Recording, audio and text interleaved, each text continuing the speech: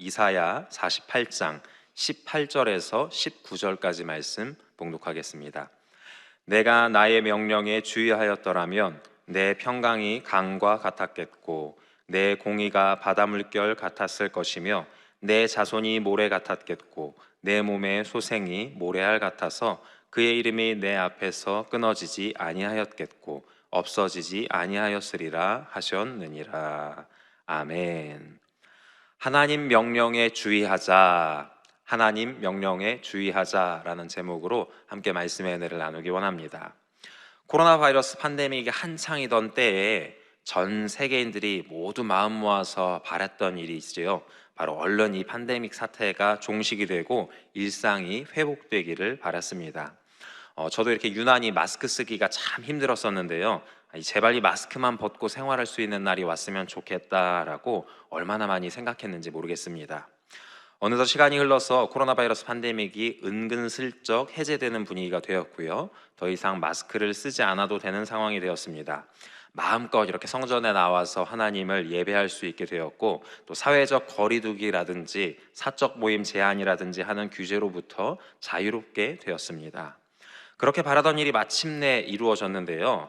그럼에도 불구하고 이 세상이 또 우리의 삶을 바라볼 때에 코로나 팬데믹 이전과 비교하여서 극적으로 행복하게 되었는가라고 생각해 보면은 조금 의문이 듭니다. 여전히 많은 문제와 어려움들이 계속되고 있는 것 같고, 오히려 이전보다 더 큰 문제들이 나타나게 되는 것 같습니다. 우크라이나와 러시아 또 이스라엘을 비롯한 세계 곳곳에서는 전쟁의 포화가 끊이지 않고 있고, 정치적으로는 온갖 부정부패, 불의한 일들이 거듭 드러나고 있는 것을 볼 수 있습니다. 반인륜적인 사건 사고 소식이 하루다 멀다 하고 들려오고 있고요. 또 저출산으로 인한 사회적 문제가 또 앞으로의 미래가 심히 걱정되는 그러한 시대를 살아가고 있습니다. 왜 이렇게 많은 문제들이 계속되는 것일까요? 왜 이렇게 문제가 끊이지 않는 것일까요? 아무리 열심히 노력하고 애써도 이러한 문제들이 종식되지 않는 모습을 보면서 좀 답답하기도 하고 절망스럽기도 하고 한탄이 이렇게 나오게 되는 것을 경험하고는 합니다. 세상에서는 사람들이 우리 인간들이 너무 무지해서 그렇다, 그래서 이렇게 문제들이 계속해서 거듭되는 것이다 라고 이야기할 것입니다. 혹은 우리가 이렇게 상대를 배려하지 않고 자기 욕심만을 채우고자 하는 이기심이 너무 크기 때문에 이런 문제들이 끊이지 않는다라고 이야기하기도 하고요. 또 탁상 공론으로 만들어진 정책의 실패 때문에 문제들이 거듭된다. 또 거스를 수 없이 어쩔 수 없이 변화되는 이 시대와 세상의 문제이기 때문에 이것들을 우리가 어떻게 극복할 방법은 없다라고 이야기하기도 할 것입니다. 여러분의 생각들은 어떠신가요? 어떻게 해야만 우리가 이런 문제들로부터 해방될 수 있고 이 문제의 근원은 어디에 있다라고 생각하십니까? 또 사실 우리의 생각과 또 우리의 생각보다도 더 중요한 하나님의 생각은 어떠하실까요? 하나님께서는 이 세상을 바라보시면서 우리의 삶의 모양을 바라보시면서 무엇라 라고 말씀하고 계실까요? 오직 하나님의 생각과 또 하나님의 뜻을 헤아리는 저와 여러분 되기를 간절히 소망합니다. 오늘 본문을 살펴보면 주님께서 말씀하십니다. 너희가 나의 명령에 주의하지 않았기 때문이다 라고 말씀하십니다. 너희가 겪는 무수히 많은 문제들, 끊이지 않는 문제들, 불안에 떨고 불의에 희생되고 저출산으로 걱정되는 미래의 모든 문제가 오직 나의 명령에 주의하지 않았기 때문이다 라고 말씀하고 계신 것입니다. 여러분 동의하십니까? 그렇다면 과연 하나님의 명령은 무엇인지, 우리는 하나님의 명령에 정말 주의하고 있지 않은 것인지, 그렇다면 하나님 명령에 우리가 주의하기 위해서는 어떻게 해야 하는지 함께 말씀을 살펴보기 원하는데요. 우리 첫 번째로 하나님의 명령에 대해서 생각해 보겠습니다. 오늘 본문의 이사야 선지자는요, 유다 말기에 활동했던 선지자입니다. 이 유다의 역사를 거슬러 올라가 보자면은 유다는 이제 사울과 다윗 그리고 솔로몬으로 대표되는 이스라엘 통일 왕국 이후에 르호보암의 남유다와 여로보암의 북이스라엘로 분열되어 이어진 두 나라 중에서 남왕국에 속하는 나라입니다. 남왕국 남유다라고 이렇게 이야기를 하는데요. 이 거슬러 올라간 이 일대 왕인 사울 왕이 세워지고 왕정 국가의 역사가 시작되기 이전에는 그럼 이스라엘 백성들은 어떠했느냐?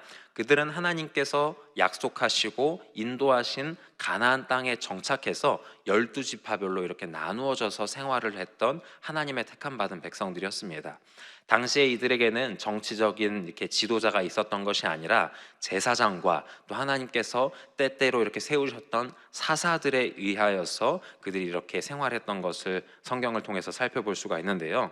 그럼 또 그 이전에는 어떠했느냐? 가나안에 정착하기 이전에 그들은 광야에서 이렇게 방황하는 삶을 살았었고, 물론 그 광야 생활 이전에는 애굽의 노예 생활을 하고 있었습니다. 즉 이 남유다 사람들은요, 거슬러 올라가 보면은 애굽의 노예되었을 때에 하나님께서 택하시고 구원하셔서 약속의 땅 가나안으로 인도하시고 그곳에 정착하여 살게 하신 하나님의 택함 받은 하나님의 백성들이었습니다. 우리도 마찬가지입니다. 여러분, 우리가 죄에 종되어 있을 때에 하나님께서 예수 그리스도 십자가 보혈의 능력과 대속의 은혜로 구원하시고 하나님의 택함 받은 백성들로 세워주신 존귀한 주님의 자녀들, 주님의 백성들인 줄로 믿습니다. 하나님께서는 이렇게 자기 백성들에게, 택함 받은 이스라엘에게 명하고 계신 것을 볼 수가 있는데요. 먼저 이스라엘 역사를 살펴보면 그들이 출애굽된 이후에 그들에게 장막을 허락하셨습니다. 그리고 너희들은 나를 예배하고 나의 율법과 계명에 순종하는 삶을 살도록 하여라 라고 이렇게 말씀하고 계신 것을 볼 수가 있습니다. 우리가 십계명으로 대표되는 무수히 많은 어떤 율법과 규례들, 예법들, 하나님의 백성들로서 살아가야 할 모습들에 대해서 말씀하고 있는 것을 볼 수가 있는데요. 하나님의 명령을 대표하는 말씀 중에서 우리가 이렇게 대표적으로 꼽아 살펴볼 수 있는 것이 쉐마 이스라엘, 이스라엘아 들으라 라고 이렇게 시작하는 신명기 6장 말씀일 것입니다. 신명기 6장 4절로 9절 말씀 우리 함께 살펴보겠습니다. 이스라엘아 들으라, 우리 하나님 야훼는 오직 유일한 야훼이시니 너는 마음을 다하고 뜻을 다하고 힘을 다하여 내 하나님 야훼를 사랑하라. 오늘 내가 내게 명하는 이 말씀을 너는 마음에 새기고 내 자녀에게 부지런히 가르치며 집에 앉았을 때에든지 길을 갈 때에든지 누워 있을 때에든지 일어날 때에든지 이 말씀을 강론할 것이며 너는 또 그것을 내 손목에 메어 기호를 삼으며 내 미간에 붙여 표를 삼고 또 내 집 문설주와 바깥문에 기록할지니라. 아멘. 하나님께서는 오직 하나님을 사랑하고 또 하나님 말씀에 귀 기울여 듣고 순종하며 또 그 말씀을 널리 전파하고 알려 우리 사랑하는 가족들과 이웃들과 모든 민족들로 하여금 하나님 말씀에 순종하는 삶을 살 것을 명령하고 계십니다. 하나님께서 이처럼 이스라엘 백성들에게 또 오늘 저와 여러분들에게 명령하고 계신 이유가 무엇일까요? 여러분, 지도자가 백성들에게 명령하는 것에는 다양한 이유가 있을 것입니다. 전쟁에 승리하기 위해서라든지 훌륭한 업적을 이루기 위해서라든지 이 나라가 더욱더 풍요롭고 부강하게 하기 위해서라든지 아니면 여러 가지 절체절명의 위기에서 벗어나기 위하여서 명령을 할 것입니다. 또 얼마 전에 이렇게 아시안 게임이 있었는데요. 이 스포츠 팀을 이끄는 감독 역시도 선수들에게 나름대로의 지시와 명령을 할 때에 그 전략들을 가지고 이 경기에서 승리하기 위하여서 어떤 목적을 가지고 그들에게 지시하고 명령을 내리고는 할 것입니다. 과연 하나님께서는 하나님의 택함 받은 백성들에게 이처럼 명령하신 이유가 어디에 있을까요? 바로 하나님의 택함 받은 백성들로서 우리가 복된 삶을 살기 바라시기 때문입니다. 하나님께서는 다른 그 어떤 목적도 아닌 자기가 사랑하는, 자기가 택하신 그 백성이 복되고 영혼이 잘됨 같이 범사가 잘되고 강건하게 되는 삶을 살기를 원하시기 때문에 바로 그 목적을 가지고 우리에게 명령하고 계신 줄로 믿습니다. 레위기 26장 2절부터 7절까지 말씀 우리 한 목소리로 고백해 보겠습니다. 시작. 너희는 내 안식일을 지키며 내 성소를 경외하라. 나는 야훼이니라. 너희가 내 규례와 계명을 준행하면 내가 너희에게 철따라 비를 주리니 땅은 그 산물을 내고 밭의 나무는 열매를 맺으리라. 너희의 타작은 포도 딸 때까지 미치며 너희의 포도 따는 것은 파종할 때까지 미치리니 너희가 음식을 배불리 먹고 너희의 땅에 안전하게 거주하리라. 내가 그 땅에 평화를 줄 것인즉 너희가 누울 때에 너희를 두렵게 할 자가 없을 것이며 내가 사나운 짐승을 그 땅에서 제할 것이요 칼이 너희의 땅에 두루 행하지 아니할 것이며 너희의 원수들을 쫓으리니 그들이 너희 앞에서 칼에 엎드러질 것이라. 아멘. 하나님의 말씀에 순종하고 하나님 말씀에 주의하며 하나님의 명대로 사는 백성들에게 일어날 아주 풍요롭고 안전하고 복된 삶에 대해서 말씀하고 계신 것입니다. 이 말씀은요, 이스라엘 백성들에게만, 과거의 이스라엘 사람들에게만 해당하는 것이 아니요 하나님의 택함 받은 백성, 구원받은 저와 여러분, 하나님 백성 모두에게 여전히 변함없이 명하고 계신 말씀인 줄로 믿습니다. 주님께서 오늘 저와 여러분에게 함께 하시고 명하고 계신 줄로 믿습니다. 마태복음 22장 37절로 40절 말씀입니다. 예수께서 이르시되 내 마음을 다하고 목숨을 다하고 뜻을 다하여 주 너의 하나님을 사랑하라 하셨으니 이것이 크고 첫째 되는 계명이요 둘째도 그와 같으니 내 이웃을 내 자신과 같이 사랑하라 하셨으니 이 두 계명이 온 율법과 선지자의 강령이니라. 아멘. 요한복음 13장 34절도 함께 보겠습니다. 새 계명을 너희에게 주노니 서로 사랑하라. 내가 너희를 사랑한 것 같이 너희도 서로 사랑하라. 아멘. 하나님 사랑과 이웃 사랑, 하나님을 목숨과 힘과 뜻과 성품을 다해서 사랑하라. 그리고 내 이웃을 내 몸과 같이 사랑하라 라고 허락하신 이 명령의 말씀, 이 말씀을 우리가 귀 기울여 듣고 순종하는 삶을 살 때에 우리로 하여금 복된 삶을 살게 하시기 위하여서 주님께서 우리에게 명하셨다라는 것을 기억하는 저와 여러분 되기 바랍니다. 그런데 안타깝게도요, 우리 사람들은, 인간들은, 그리고 성경의 이스라엘 백성들은 이 하나님 명령에 주의하지 못하는 모습을 보이고 있습니다. 둘째로 주의하지 못하는 인간에 대해서 함께 생각해 보겠습니다. 하나님께 구원받아 가나안에 정착한 이스라엘 백성들은 안타깝게도 하나님 말씀대로 준행하지 않았습니다. 하나님만 사랑하고 하나님만 섬기며 거룩하게 구별된 삶을 살지 못하였고요, 이방 문화들을 받아들이고 이방 우상들을 섬기고 또 서로 침략하고 노략하며 불의한 삶을 살았던 것을 보게 됩니다. 그러므로 끝내 그들은 하나님의 심판을 받아서 나라가 멸망당하고 또 포로로 끌려가게 되는 어려움을 당하게 되었습니다.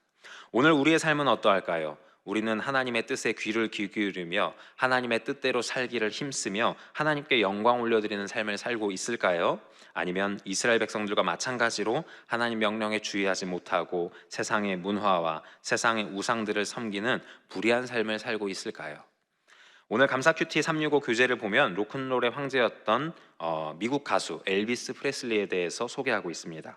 그는 생전에 세계에서 가장 성공한 솔로 아티스트로서 명성을 얻었는데요, 그는 사실 젊은 시절에 교회 찬양대원으로 봉사하고 하나님 앞에 귀하게 영광 올려드렸던 그러한 인물이었습니다. 그러나 그가 데뷔 후에 이렇게 많은 성공과 또 부와 명예를 얻게 되면서 그의 삶이 그릇된 길로 이렇게 빠지게 되는 것을 보게 되는데요, 더 이상 하나님을 사랑하고 이웃을 사랑하는 삶을 살기보다는 성공과 부와 명예만을 쫓고 그 안에서 방황하는 삶을 살게 되는 것입니다. 결국 그는 42살이라는 아주 이른 나이에 약물 과다 복용으로 인하여서 심장마비로 이 세상을 떠나게 되는 최후를 맞이하게 되었습니다. 어린 시절 교회에서 하나님 영광을 위하여서 쓰임받았던 엘비스 프레슬리가 삶 가운데 하나님 명령에 주의하지 못하고 다른 삶을 살았을 때에 비극적인 최후를 맞이하게 된 것입니다. 그러면 이스라엘 백성들은 왜 또 이 엘비스 프레슬리와 같은 많은 사람들, 또 오늘 저와 여러분들, 우리는 왜 이렇게 하나님 말씀에 주의하지 못하는 것일까요? 끊임없이 하나님께서는 우리에게 말씀하고 계시고 경고하고 계시고 여러 권면과 위로와 축복의 말씀을 하고 계심에도 불구하고 왜 우리는 그 말씀에 주의하지 못하고 끊임없이 넘어지고 쓰러지고 불의한 삶을 살게 되는 것일까요?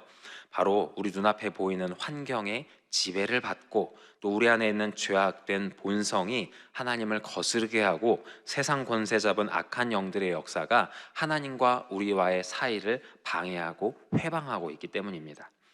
이스라엘 백성들이 가나안에 정착하고 보니 주변 나라들의 모습을 살펴보게 되었습니다. 주변 나라들은 자기 자신들의 생활과 비교하여서 아주 풍요롭고 부강하고 호화로운 삶을 살고 있는 것을 보게 되었습니다. 어떻게 하면 우리도 저들과 같이 저렇게 풍요로운 삶을 살 수 있을까? 어떻게 하면 우리도 저들처럼 힘 있는 삶을 살 수 있을까라는 것을 이렇게 생각해 보자. 우리도 저들과 같이 살려면 저들이 섬기는 우상을 섬겨야겠구나.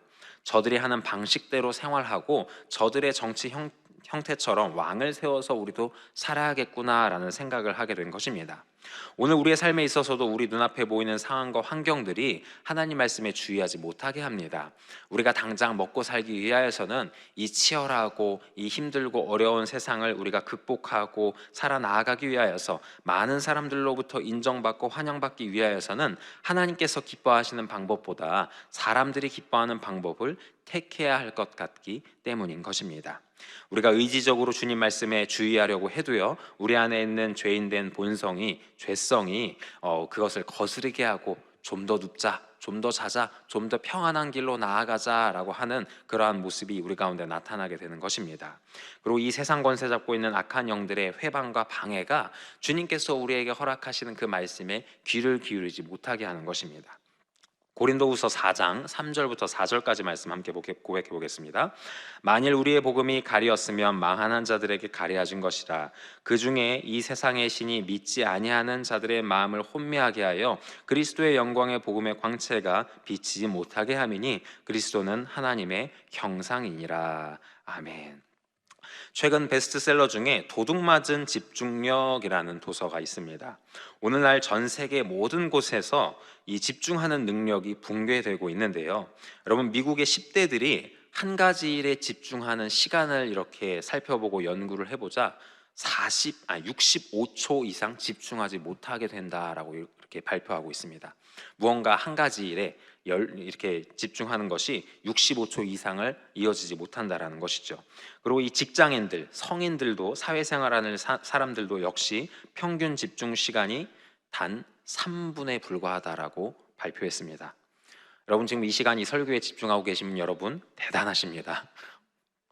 이렇게 집중하지 못하고 산만해지는 것을 왜 이렇게 우리는 현대인들은 집중하지 못할까에 대해서 생각할 때에 스마트폰과 같은 디지털 기기에 대해서 자제력을 발휘하지 못하는 개인의 실패다, 우리 한 사람 한 사람이 자제력이 떨어지기 때문이다라고 이렇게 생각하기 쉽지만, 사실 현재 우리가 겪고 있는 이 집중력 문제는 광범위한 현대 사회의 시스템들, 여러 가지 산업들, 문화들, 여러 모습들로 말미암아 만들어진 일종의 유행병과 같다라고 이렇게 진단을 했습니다. 그러니까 우리도 모르는 사이에 마치 많은 음식들이 우리 눈앞에 보여지고 많은 식당들, 가게들이 우리 눈앞에 보여질 때에 이미 배가 부름에도 불구하고 또 음식을 찾게 되는 모습과 같이, 우리가 놓여져 있는 이 상황과 환경이 사회로 말미암아 우리의 주의력, 집중력을 잃어버리게 한다라는 것이죠. 이후에 어찌되었든지 간에 우리는 갈수록 무언가에 집중하고 주의하기 어려운 시대를 살아가고 있습니다. 이것은 우리를 향하신 하나님 말씀에 귀 기울이고 말씀에 주의하여 살아가기를 더욱 어렵게 만들 것입니다. 더욱더 하나님 말씀에 귀 기울이고 하나님 말씀에 순종하고 하나님 말씀에 주의하기 어려운 그러한 시대를 살아가고 있다는 것이죠. 이러한 시대에, 이런 세상에서 우리는 어떻게 해야만, 어떻게 주의 명령에 주의할 수 있을까요? 어떻게 하면 주님의 명령에 주의함으로 주님께서 원하시는 대로 주님의 택함 받은 백성으로서 복 있는 삶을 살 수 있을까요? 무엇보다도 우리 주님을 사랑해야만 하는 줄로 믿습니다. 마지막 세 번째로 사랑과 주의에 대해서 생각해 보겠습니다. 얼마 전에 제가 아이들을 데리고 공원에 나들이를 나갔습니다. 화창한 날씨에 많은 사람들이 공원에 나와서 즐거운 시간을 보내고 있었는데요. 저희 아이들도 킥보드도 타고 배드민턴도 치고 모래놀이도 하고 한참을 이렇게 즐거운 시간을 보내게 되었습니다. 시간이 흘러서 이제 집으로 돌아갈 시간이 되어서, 얘들아 아쉽지만 이제 우리 집에 가야 한다라고 이야기를 하고 짐을 챙겨서 이제 차를 타러 주차장으로 향하게 되었습니다. 그런데 이제 아이들이 몇 번 이렇게 가서 함께 놀았던 공원이어서 그런지 이렇게 길이 익숙해서 자기들끼리 막 이렇게 신나서 앞질러 나아가는 거예요. 이제 킥보드를 타고 막 신나게 쌩쌩 달려 나가니까 짐을 들고 뒤따라가는 저보다 아이들이 한참 이렇게 앞서서 가게 되었습니다. 그래서 열심히 부지런히 아이들의 뒤를 쫓아서 나아가는데, 얼마 가다 보니까 이 큰 아이는 보이는데 둘째 아이가 보이지 않는 것입니다. 이게 속도로 봤을 때는 큰 아이보다 얘가 먼저 앞질러 갔을 리는 없고, 그리고 뒤를 쫓아서 제가 부지런히 갔기 때문에 이렇게 뒤처지지는 않았을 텐데, 이 아이가 도대체 어디 갔나 한참을 두리번 서성이면서 아이를 찾았습니다. 그런데 저 멀리 뒤에서 아빠 하고 하는 소리가 들려오는 거예요. 근데 이제 앞서 말씀드렸다시피 공원에 사람들이 굉장히 많았습니다. 그러니까 여러 소음들, 시끄러운 이렇게 소리들이 많이 들리는데 아이가 아빠 하고 부르는 소리가 제 귀에 그냥 쏙 꽂히는 것입니다. 그래서 뒤를 확 돌아서 보니까 저 멀리에서 애가 이렇게 방황하는 눈빛으로 아빠를 찾고 있는 모습이 보이는 것이죠. 그래서 이렇게 손을 들어서 아빠 여기 있다, 일로 와라 라고 이렇게 표시를 해주자 얼른 이렇게 저한테 쫓아오게 되는 모습을 보게 되었습니다.